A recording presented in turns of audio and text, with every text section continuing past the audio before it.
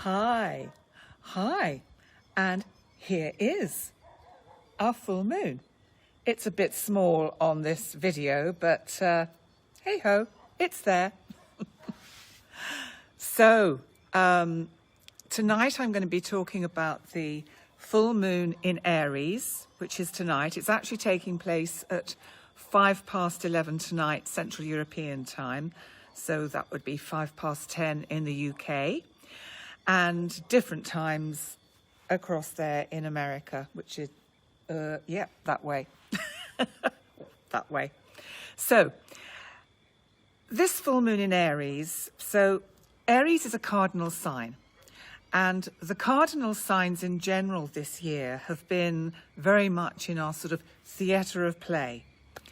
And cardinal means that it's very proactive, it initiates, it wants to get things going. And Aries, being the first kind of sign of the zodiac, is very much about the beginning. It's here we go again. So what's the symbolism for us of this particular full moon in Aries tonight? Well, it's conjunct Chiron. Now, Chiron in Aries is the wounded healer. So Chiron is very much about healing. So I think in general, this full moon is telling us that, in a sense, we know the planet needs healing. We all need healing. And so maybe if we're setting intentions around this full moon tonight, it is quite helpful to sort of collectively actually just think of that kind of positive healing energy. So that's what we can do constructively. But we have to remember that we know there are restrictions that have been put upon all of us all over the world, and they are still there, and they will continue to be there for quite a while yet.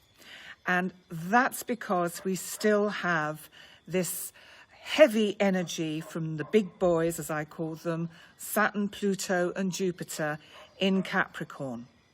And we do, of course, this month of October, on the 4th, Pluto, one of the really big boys, is going direct. So then we will have both Jupiter, Saturn and Pluto all going direct. Now that is going to feel like things are going in a new direction. So where we felt a bit stuck and held back, things are going to start moving. But is that going to be positive or negative? Because Jupiter expands everything it touches. So it can expand good things and it can expand more challenging things.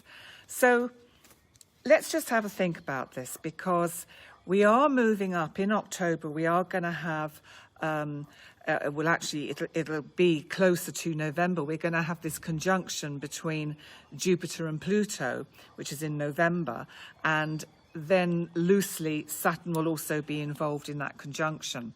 So that is like their final kind of farewell to Capricorn before both Jupiter and Saturn move into the air sign of Aquarius. Now that brings up Uranus, which I want to talk about, because Uranus, that rules Aquarius, is currently in Taurus. Taurus is the sign that is all about, say, the economy, financial things, our possessions, everything that we hold possessively to us. That's very much a Taurian thing. And Uranus is not comfortable in Taurus. And so we've seen over the last sort of certainly 18 months how Uranus has really caused disruption in the world economy. So that is going to be, quite a significant thing that's going to continue going on for quite a while. Now, the interesting thing, the reason I bring up Uranus is because the planet Mercury is in Scorpio currently, and Scorpio is opposite Taurus. So what does this mean? Well, Mercury is going to go retrograde on the 14th of October, and what's happening is that at various points, Mercury and Uranus are going to be in opposition.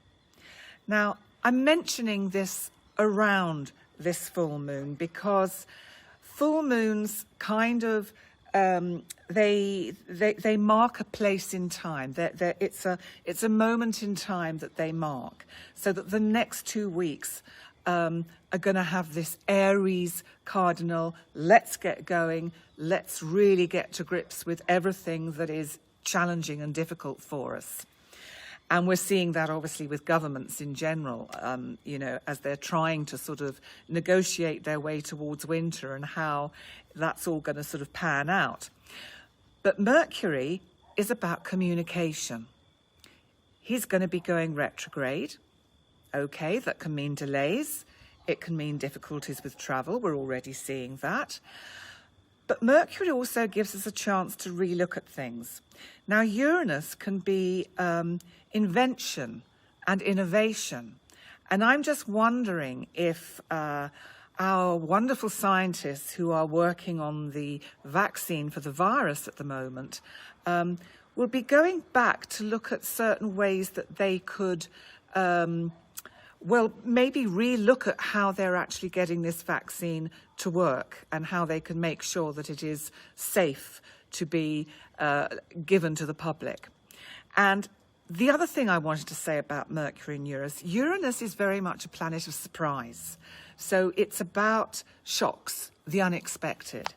And as Mercury is communication, and as we head towards the election at the beginning of November in the United States of America, I think over the next few weeks we are going to see quite a lot of really surprising and unexpected news coming out. I think, you know, we could be going like, well, I would never have expected that to happen.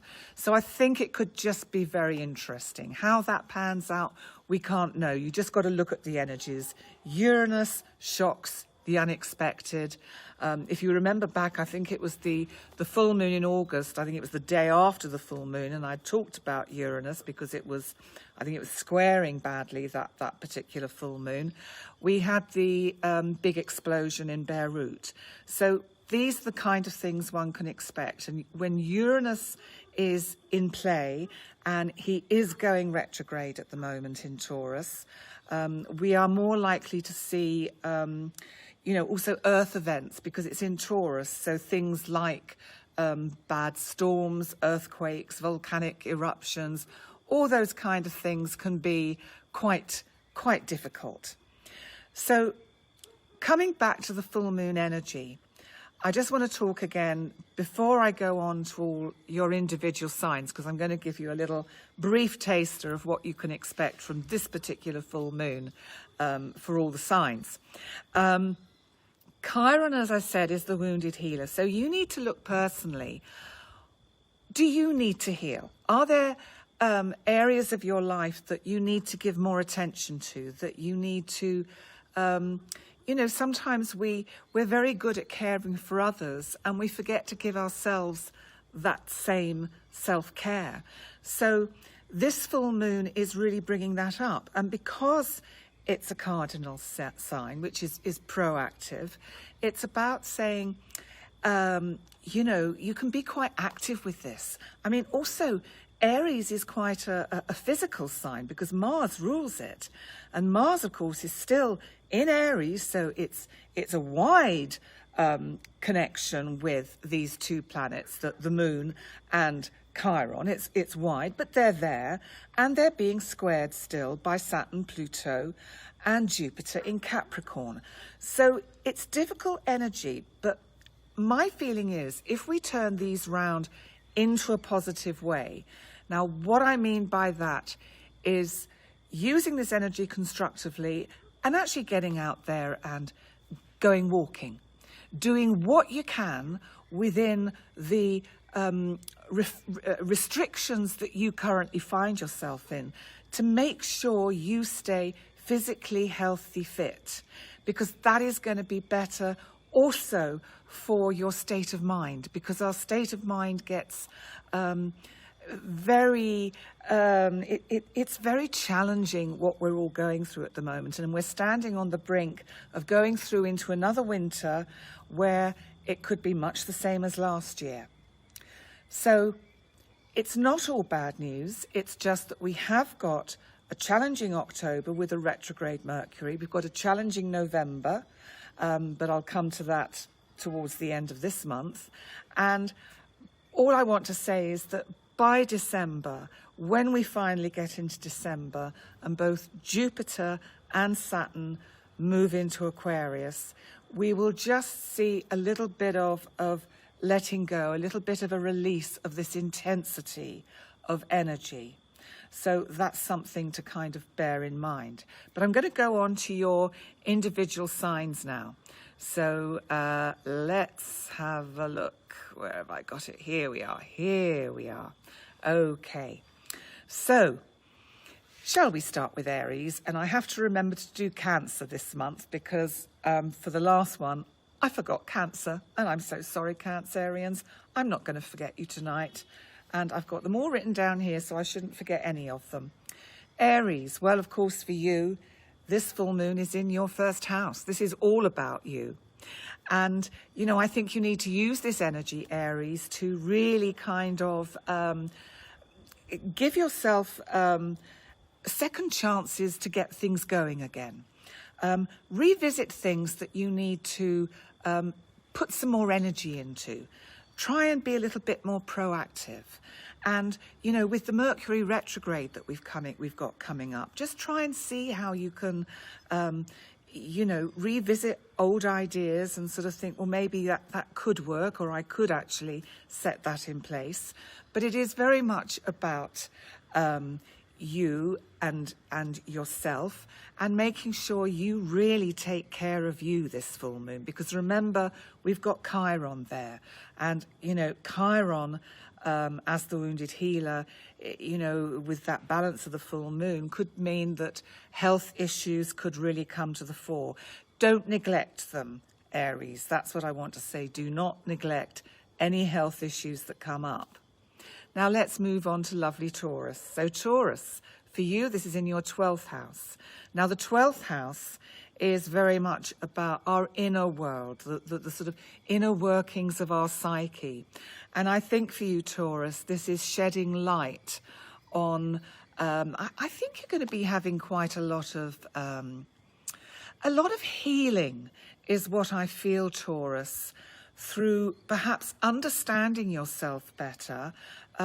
You're not always very good, Taurus, being a fixed sign, to go deep down into yourself and really look at all the dark, shadowy bits of yourself. But I think if you're able to do that, Taurus, you could really actually learn something from this Aries full moon and find a way to do some self-healing, some real inner work, you know, through maybe guided meditations that you find on YouTube. There are so many to choose from, and there are some great ones out there.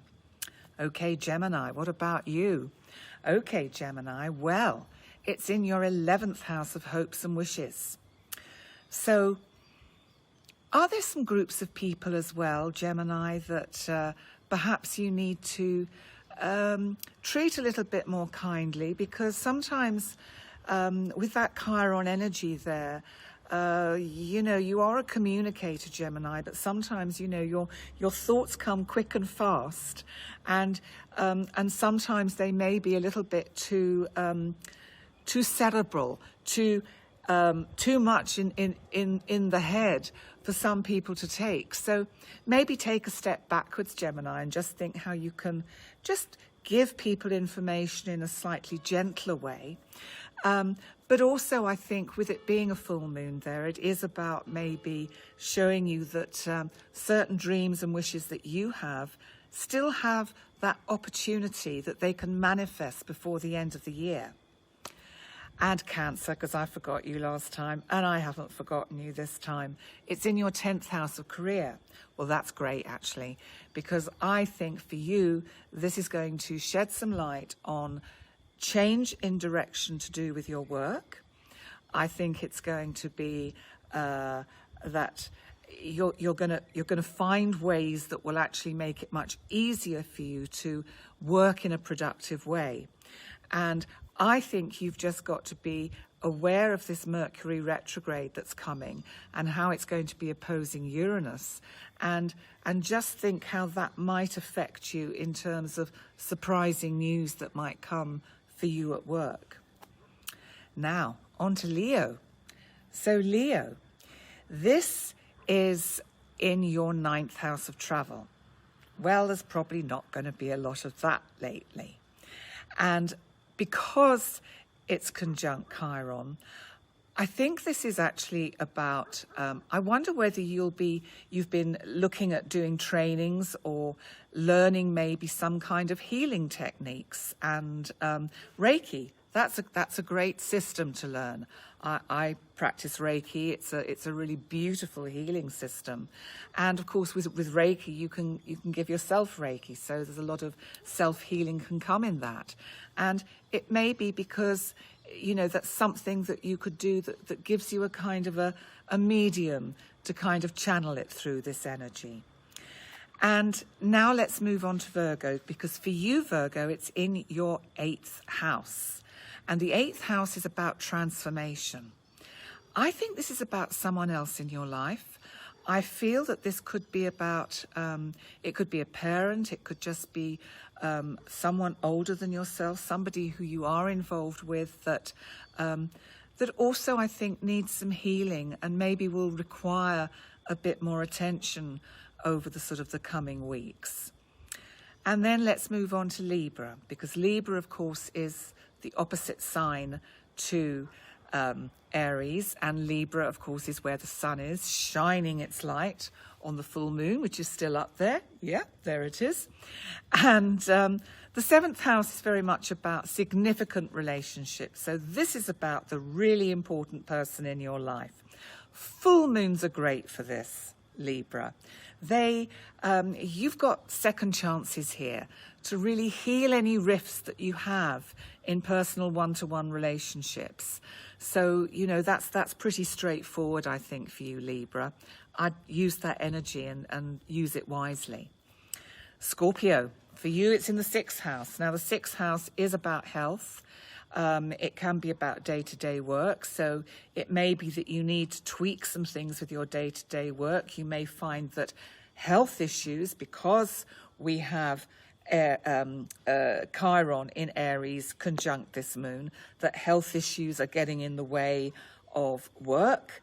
And I guess this is going to happen a lot with people as we go through the winter, with people having to perhaps go in and out of quarantine, or various scenarios like that can happen, which can be, of course, terribly frustrating.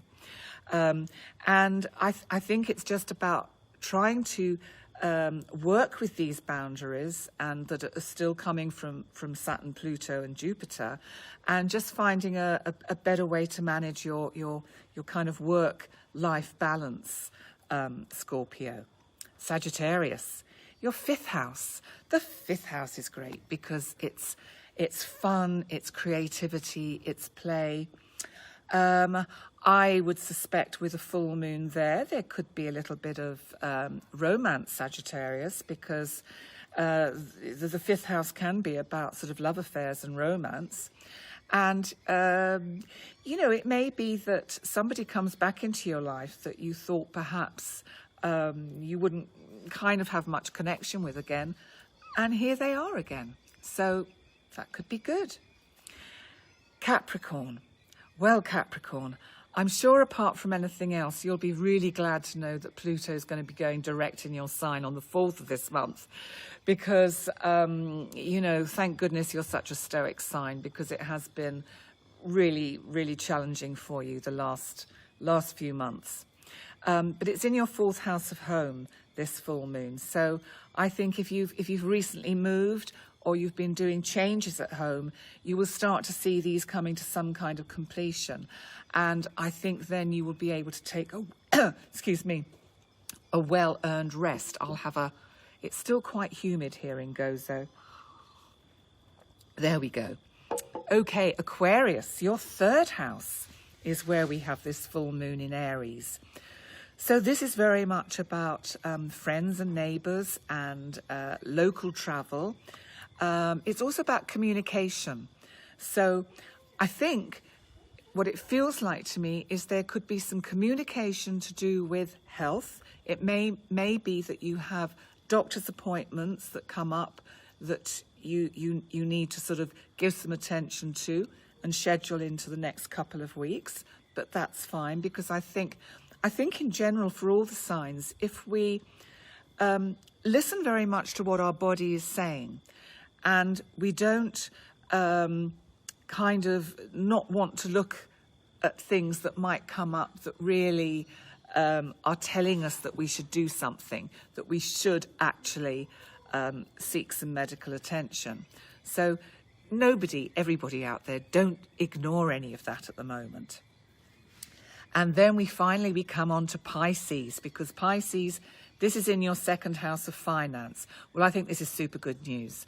And Pisces, you've had a little bit of an up and down time, and I think your finances have been a bit all over the place.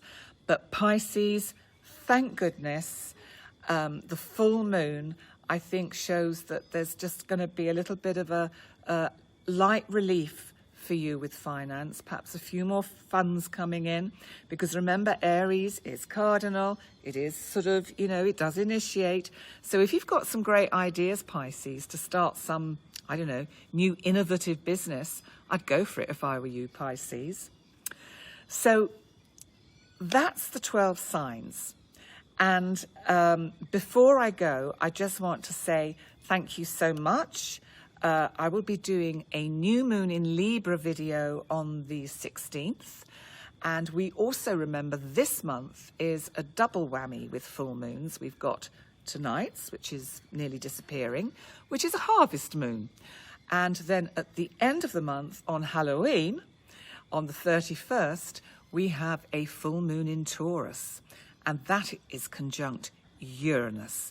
Now that is going to be super interesting.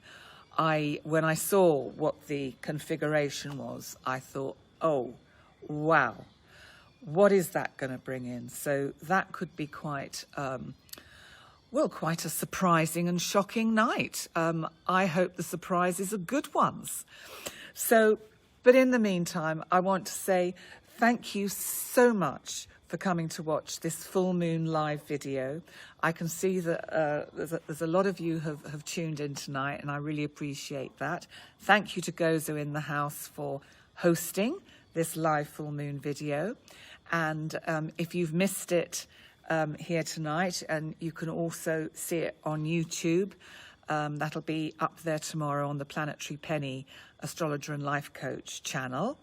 And if you would like to have a one-to-one session with me for astrology or life coaching, or it'll be a mixture of both because it usually is, then it would be really lovely to connect with you. And you can find my website underneath this post, underneath this video. And I really wish you well. And I will see you for the full moon, for the new moon in Libra on the 16th.